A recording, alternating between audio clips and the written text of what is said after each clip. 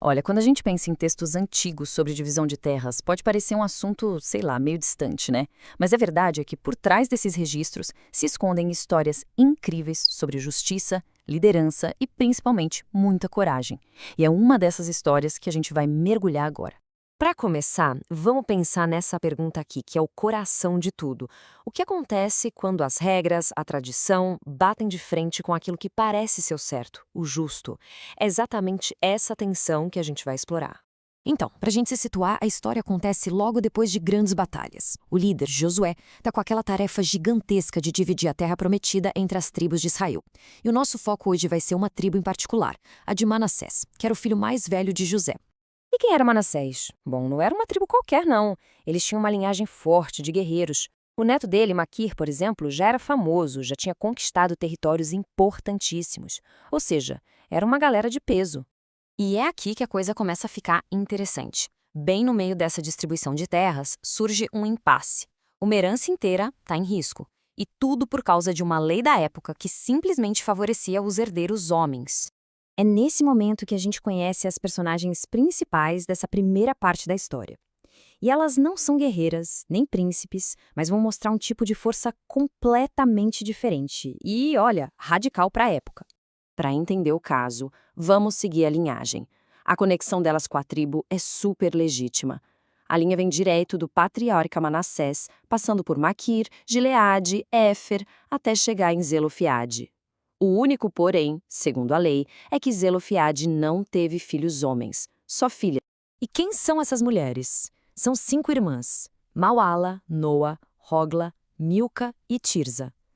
É muito legal que o texto faz questão de nomear cada uma delas, sabe? Dando a elas uma identidade clara, um protagonismo nessa história de coragem. E o que elas fazem? Elas vão direto aos líderes e apresentam o caso.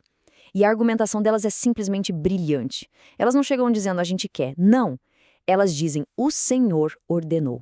Elas baseiam a reivindicação delas numa autoridade divina, numa ordem que Moisés já tinha recebido. Uma jogada de mestre. E o resultado? Incrivelmente funciona. Os líderes da época, Josué, o sacerdote Eleazar, os príncipes, eles reconhecem que o argumento delas faz sentido e, na prática, a lei é contornada e elas recebem a herança do pai. Um momento que, para a época, era revolucionário. E o que isso significou na prática? Bom, significou esse número aí, 10. Foi o total de porções de terra que a tribo de Manassés acabou recebendo. Um número que só foi esse porque a parte que pertencia ao pai daquelas 5 mulheres foi, de fato, incluída na conta. A coragem delas teve um resultado real, concreto. Mas olha, a história da herança não parou por aí. Depois dessa vitória, surgiu um segundo problema. Mesmo com toda a terra que eles receberam, o pessoal da casa de José, que inclui as tribos de Manassés e Efraim, ainda achava pouco, não estavam satisfeitos. A queixa deles é bem direta. Eles vão até Josué e falam basicamente: escuta, por que a gente recebeu só uma parte? Nós somos um povo enorme, abençoado por Deus, a gente merece mais. O argumento deles é todo baseado no tamanho e na força que eles tinham.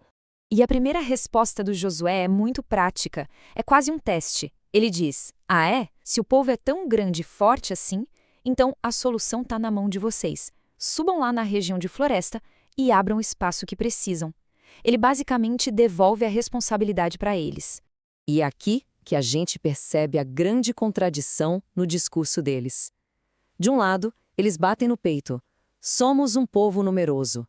Mas do outro, eles revelam um medo. A terra que Josué sugeriu está ocupada por cananeus que tinham uma tecnologia de guerra superior, os famosos e temidos carros de ferro. E o texto ainda nos dá um detalhe importante. Esse medo tinha fundamento. Em outras áreas, eles já tinham tido dificuldade de expulsar os cananeus. Em vez de conquistar o território de fato, eles acabaram se acomodando, transformando os antigos habitantes em mão de obra forçada. E tudo isso nos leva ao clímax da história. Diante da reclamação e do medo do povo, Josué não dá uma solução fácil. Pelo contrário, ele oferece uma visão de liderança e, no processo, redefine o que significa ter uma herança. E a forma como Josué começa a resposta final é genial.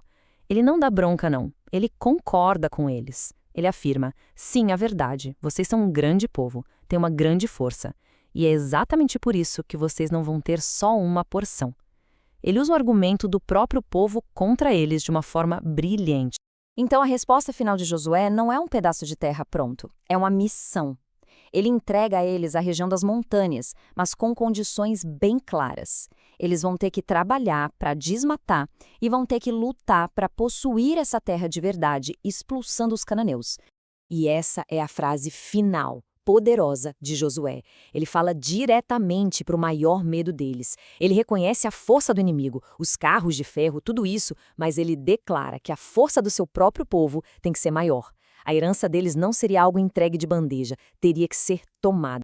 E isso tudo deixa a gente com uma pergunta para pensar. A gente viu duas histórias, né? A das filhas, que conquistaram a herança usando a lei e uma coragem cívica, e a do resto da tribo, que foi desafiada a conquistar sua herança com trabalho e coragem na batalha. Então fica a reflexão. O que é uma herança, afinal? É algo que a gente só recebe ou é algo que exige a nossa própria força, a nossa ação para se tornar real?